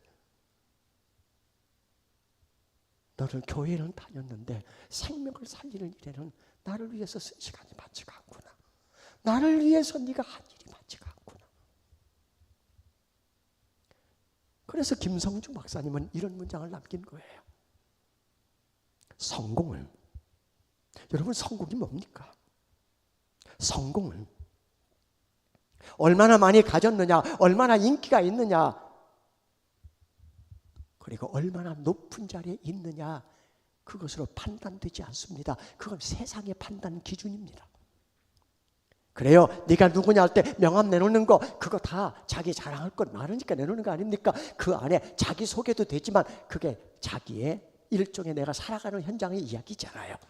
그런데 성공은 세상 판단 기준은 그렇지만 그분은 이렇게 마지막 정리를 합니다. 우리의 몸과 영이 분리되어 내 몸은 땅에 들어가 썩지만 내 영이 하나님 앞에 심판대 앞에 서는 날, 하나님에게서 꾸지람을 듣지 않는 것, 꾸지람을 듣지 않는 것, 책망을 듣지 않는 것, 그것이 성공이다. 극히 공감합니다. 정말 공감합니다. 오늘 여기 계신 분들, 만약에 여러분 통장에 1,000억이라는 돈을 입금을 시켜준다면, 누가? 하나님이 1,000억이라는 돈을 입금을 시켜주면 그날부터 여러분은 어떤 삶을 살까요? 숙제를 해주겠습니다. 통장에 한번 들어만 봐라. 마음은 그러겠지만 정말로 통장에 1,000억이 내 삶 속에 들어오면 내 인생에 어떤 일이 생길까? 저 같으면 그럴 것 같아요. 그날부터 옷이 바뀝니다. 안경도 바뀔 겁니다. 신발이 바뀝니다. 자동차가 바뀝니다. 사는 집이 바뀝니다. 먹는 음식이 바뀝니다. 여행지가 바뀝니다. 가는 곳이 바뀝니다. 만나는 사람이 바뀝니다. 다 바뀝니다. 그게 돈의 위력입니다. 신앙은 안 바뀔까요? 순천에 안 살고 서울 강남으로 시작할 겁니다. 거기 가서 10억만 헌금해도 황제 신자 대접을 받습니다. 알아줍니다. 꼬박꼬박 한 달에 1,000만 원씩 11자 해보십시오. 대단한 성도를 합니다. 돈이 1,000억인데 한 달에 들어오는 이자가 얼마인데? 그 돈의 위력이 내 신앙을 성두리째 바꿔놓습니다. 수요일 날에도 오고 금요일에도 오고 너무 힘들 때는 새벽에도 오고 주일날에 와서 종일 봉사하던 그 사람은 흔적은 없어집니다. 어쩌다가 주일날 와도 은혜 없이 앉았다 갑니다. 이제는 더 이상 기도할 일도 없고 하나님께 매달릴 일도 없어졌습니다. 그게 돈의 위력입니다. 제가 이 곡을 불러주기 위해서 지금 이 예언을 드린 겁니다. 여호와는 내게 복을 주시고 너를 지키시기를 원하며. 민수기 6장 24, 25, 26절이 구약의 축복기도, 아론의 축복기도, 제사장의 축복기도라는 축복기도입니다. 말 그대로.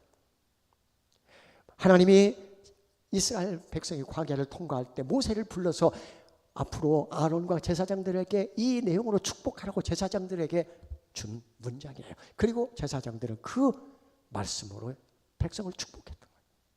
그렇다면 이대로 이루어진다면 땅에 기름진 것 다 주시고 하늘에 신령한 것까지 그렇게 우리에게 하나님이 넉넉하게 채워주신다면 이 땅에 과연 이렇게 예배의 소중함과 기도의 중요함과 신앙으로 올바르게 사는 성도가 얼마나 될까? 저는 여러분들이 부자가 되기를 축복합니다. 그리고 그 부자가 되어 세상을 바꿔놓는, 앞서 찬양한 대로 하나님을 감동시키고 세상을 변화시키는 하나님의 사람으로 살아내기를 축복합니다. 더더욱 이 찬양이 우리에게 말한 대로 사명자가 살아야 할 길, 하나님이 선택해 준 그 길, 내가 선택했다면 내 마음대로 살아도 되지만 하나님이 찾아오셔서 이제부터 내가 너와 함께 가자 하면서 생명을 살리는 그 일에 우리를 사용하고자 하나님이 맡겨준 모든 좋은 것들이라면, 남보다 더 많이 가진 것들이라면 이제부터 생명보다 더 귀하게 사명을 여기는 바울의 고백처럼 생명은 우리에게 가장 소중한 겁니다. 그 어느 것과도 바꿀 수 없는 가장 중요한 거예요. 그 중요한 그것보다도 더 사명을 중요하게 여기는 것, 그것은 이보다 중요한 일이 없기에 나는 목숨까지도 아끼지 않는다는 말로 바꿀 수 있잖아요. 이보다 중요한 일, 바로 하나님의 일, 생명을 살리는 일, 이 일에 부름을 받았다면 이제는 시간도 재물도 건강도 그리고 여러분이 가진 모든 은사들도 그렇게 함부로 쓰다가 가면 안 됩니다. 잘 사용하고 가셔야 합니다. 그리고 하나님 앞에 갔을 때 착하고 충성된 종이었음을 그 현장에서 성령님이 증언해 주실 것입니다. 성경은 말하지요. 다윗은 고백하지요. 나의 앉고 일어섬을 주님이 하시고 멀리서도 내 생각을 통촉한다, 생각을 다 꿰뚫어 보시고 나의 행위를 익히 다 하신다고 시편 139편에서 다윗은 고백합니다. 어디다가 내가 죄짓고 산 것을 숨기겠어요? 내가 내 마음대로 산 것을 어디다가 감추고 하나님 앞에 가겠어요? 나의 전부를 다 하시고 지금도 내 모든 계획을 세우시고 나를 인도해 가시는 그분이 때로 고난 가운데 있어도 거기서 건져 올릴 것은 사명입니다. 거기서 건져 올릴 것은 사명보다 귀한 더 복음, 그 복음 안에 예수 그리스도, 그분의 손잡음입니다. 그분과 함께 손잡고 남은 생애를 감동적으로 살아내기를 축복합니다. 이 곡이 그래서 축복성입니다. 이 곡 부르고 함께 기도하고 마치겠습니다. 여호와는 너에게 복을 주시고, 내 이 찬양 안에 들어있는 이 약속이 여러분에게 그대로 이루어지기를 축복합니다. 여호와는 너에게 복을 주시기를 원하며 너를 지키시기를 원하시며, 여호와는 그 얼굴을 너를 향하여 드사 은혜와 평강 주시기 원하노라. 옆 사람을 축복합니다. 여호와는 너에게 복을 주시기를 원하며 너를 지키시기를 원하시며, 여호와는 그 얼굴을 너를 향하여 드사 은혜와 평강 주시기 원하노라. 너를 보배롭고 존귀하게 여기시는 하나님이 내 삶 속에서 이 약속을 신실하게 이루시니,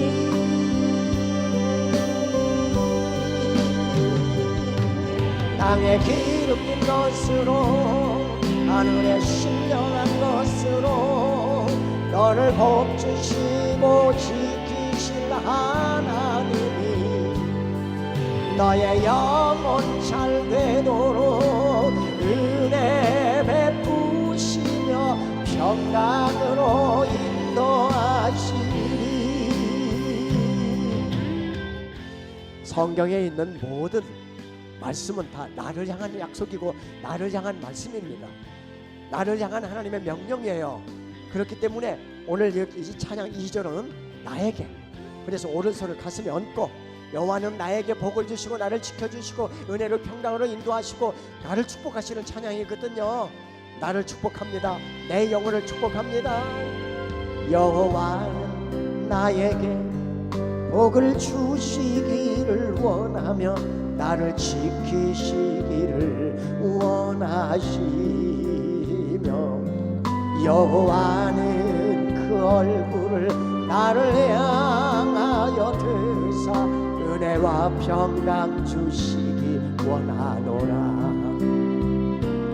나를 보배롭고 존귀하게 여기시는 하나님이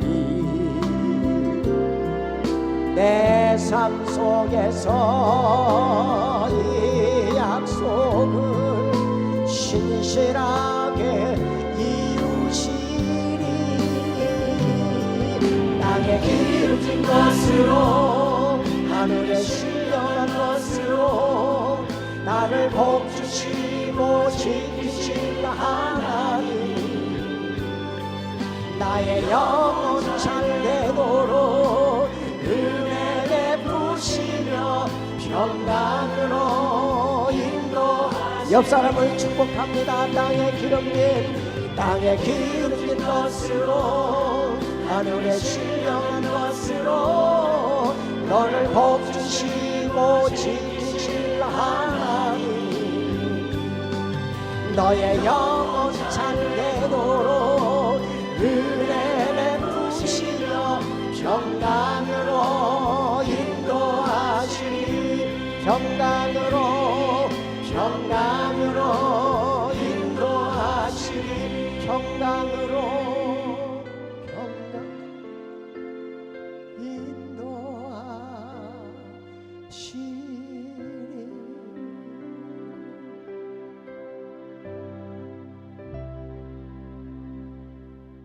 성경 어디에도 부자가 천국 가지 못한다는 말은 없습니다. 딱 한 구절, 부자가 천국에 가기가 어렵다고는 돼 있습니다. 그 말이 그 말이냐고요? 아닙니다. 다릅니다. 여기 계신 분들이 돈 많이 버시고 오래 살면서 그 부유함 속에서 생명을 살리는 그 사명자로 산다면 하나님은 하늘의 자원을 마음껏 쓸 수 있도록 여러분의 자녀된 여러분들을 축복하실 겁니다. 부자가 안 되려고 애쓸 필요 없습니다. 하나님이 부어주시는 어마한 그 많은 자원들을 갖다 쓸 수 있는 사람들. 그래서 저는 지금까지 이 사역을 통해서 정말 많은 하나님이 주신 것들을 마음껏 세상에, 그것도 선교지에 풀 수 있는 그런 은혜를 주셨습니다. 하나님이 나를 왜 선택하셨는지에 대한 이야기를 여기서 다 할 수는 없지만 확실한 것은 이렇게 살다가 주님 앞에 갔을 때 너 뭐하다 왔니? 이 말은 안 들어야 됩니다. 정말로 들어야 듣지 말아야 할 말은 내가 너를 모른다. 이 말을 듣지 말아야 합니다. 오늘 우리가 기도할 내용은 그겁니다. 예수 그리스도의 그 은혜로 내게 주어진 그 복음, 그 복음이라는 그 예수님, 그분이 나를 위해서 오셨고 십자가 못 박혀 죽으셨고 부활하셨고 다시 오실 그분, 그분이 내 삶의 주인이라면 내가 남은 생애를 어떻게 살다가는 걸까? 지금까지는 그렇다고 쳐도 앞으로 내 남은 생애는 어떻게 살다갈 것인가? 하나님은 오늘 또 내가 여기 와야 할 것이 내게 주어진 설계예요. 오늘은 순천에 와야 하는 일이에요. 저는 내일은 또 다시 고흥으로 가야 하는 일이에요. 이렇게 매일 반복되는 우리 삶 속에 여러분들은 내일 똑같은 반복이 일상이겠지만, 그러나 그 일상에 만나는 사람도 하나님이 예정한 사람이고 해야 할 일도 하나님이 다 계획 속에 있는 일들이라면 그 일들을 통해서 거기에 그리스도의 흔적이 남기는 아름다운 삶, 앞서 하나님의 사람이라는 찬양을 불렀듯이 그렇게 아름답게 하나님을 감동시키며 살다가는 삶이 되도록 기도하셔야 합니다. 필요한 것은 공급 달라고 안 해도 하나님이 다 하셔서 줄 겁니다. 우리가 정말 기도할 것은 나의 변화와 나의 거룩함을 다시 회복하는 것과 첫사랑을 회복하고 능력 있게 복음의 전도자로서의 삶을 살아내는 그런 능력의 회복이 더 우선 아니겠습니까? 하나님, 이 시간 한번 같이 통성으로 같이 기도하겠습니다. 다 길게 안 하겠습니다. 한 2분 3분만 하고 이제 끝날 예배입니다. 나가지 마시고 내가 오늘 집회를 되돌아보면서 내가 달려갈 길과 주 예수께 받은 사명, 곧 하나님의 은혜의 복음을 증언하는 일을 마치려 하면은 나의 생명을 조금 더 귀한 것으로 여기지 아니한다는 이 바울의 고백 이후에 20년 후에 바울은 이렇게 말합니다. 내가 선한 싸움을 다 싸우고 달려갈 길을 마치고 믿음을 지켰으니 이제후로는 내게 의의 면류관이 예비되었으므로, 맞습니다. 주 곧 의로우신 재판장이 내게 그걸 주실 것입니다. 우리에게는 이 생명도 아까워하지 않으며 복음 하나를 붙잡고 사명자의 삶을 살아가는 여러분에게 앞으로 하나님께서는 면류관이 예비되어 있습니다. 그 하늘의 소망을 바라보면서 이 땅에서 즐거움을 찾으려 하지 말고 하나님의 일에서 하나님도 함께하며 그 안에서 참된 기쁨과 참된 행복을 찾아내며 이 길을 잘 달려가시기를 바라며, 주님 이 길을 끝까지 믿음의 경주를 완주하며 하나님을 감동시키는 삶을 살겠다는 같은 고백을 이 시간 같이 해보시겠다. 통성으로 같이 기도합니다. 하나님, 힘들고 어려운 이 길을 달려가는 길에 함께라는 단어를 주셔서 여기까지 우리를 인도해 주신 것 감사합니다. 하나님, 힘들고 어려운 이 인생 여기까지 오는데 내 손잡고 여기까지 오시며 사명이라는 단어를 내 가슴에 안겨주셔서 감사합니다.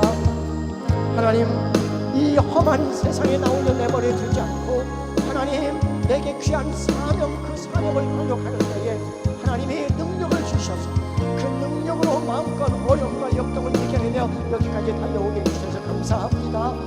이 믿음의 경주를 끝까지 완주할 때까지 주님이 우리를 붙잡고 가주옵소서. 하나님, 간절히 원하옵기를 이제는 우리 세상에 나가서 큰 만족과 기쁨과 행복이 내 삶의 주제가 되지 않고 오늘 불렀던 그 찬양의 내용대로 살아내며 하나님을 감동시키는 아름다운 삶을 살도록 인도해 주시옵소서. 사랑해 주시옵소서. 감사해 주시옵소서. 내가 너를 얼마나 사랑하는 줄 아니? 내가 너를 얼마나 좋아하는 줄 아니? 내가 너를 얼마나 기다렸는 줄 아니? 이 문장에 너는 내 사랑과 내 은혜는 아니라는 주님의 문호 명문을 답을 갖고 갑니다.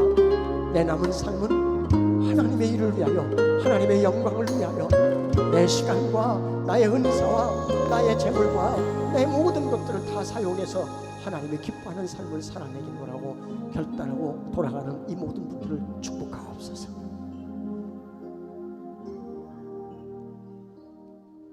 하나님, 많이 우리는 아픕니다. 여기 아픈 분들이 있으면 오늘 치료하옵소서. 마음이 아픈 분들은 그 안에 하나님이 보혈을 부어주시고 피 묻은 손으로 안수해 주시며 그 영혼의 평안을 찾게 해주시고 하나님의 임재 안에서 능력 있게 살아내게 하옵소서.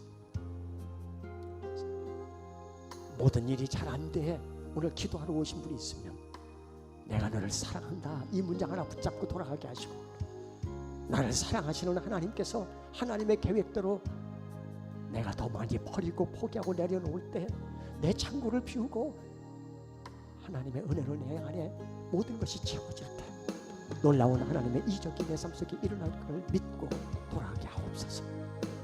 주의 은혜와 평강이 이 교회 안에 넘치며 더 많은 선교사를 파송할 수 있도록 교회가 든든하게 서가며 큰 하나님의 일을 해낼 수 있는 성령이 강하게 역사하는 교회, 말씀이 살아 역사하는 교회, 은혜가 풍성한 교회로 하나님이 세워 주옵소서. 목사님에게 능력 주셔서 말씀을 보는 눈을 넓혀주시고 하나님의 마음을 헤아리는, 그리고 하나님의 마음을 가슴에 담고 설교해 수많은 성도들이 예수님의 제자가 되어가는 그런 귀한 사역 잘 감당하게 하옵소서. 예수님의 이름으로 기도드립니다.